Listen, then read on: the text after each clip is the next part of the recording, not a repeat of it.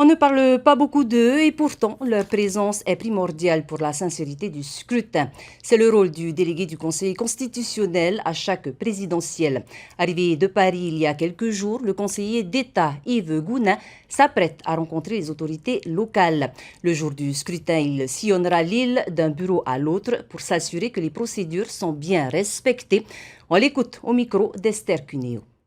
À l'instar de mes collègues des différents départements et territoires, je fais rapport de ce que j'ai vu, des irrégularités que j'ai éventuellement constatées, et le collège, le Conseil constitutionnel, ses 9 membres, sous la présidence de Laurent Fabius, valide les résultats tels qu'ils ont été arrêtés dans le territoire. On peut imaginer que dans un des 250, il y a 250 bureaux de vote en Polynésie française, eh bien il y aurait eu une irrégularité. Par exemple, que l'urne n'ait pas été scellée. Par exemple, que le président du bureau de vote ou ses assesseurs n'aient pas été présents. Par exemple, que l'isoloir n'ait pas été suffisamment isolé. De telles irrégularités sont de nature à altérer la sincérité du scrutin et se traduiraient en fait par l'omission des votes, des suffrages exprimés dans ce bureau de vote-là.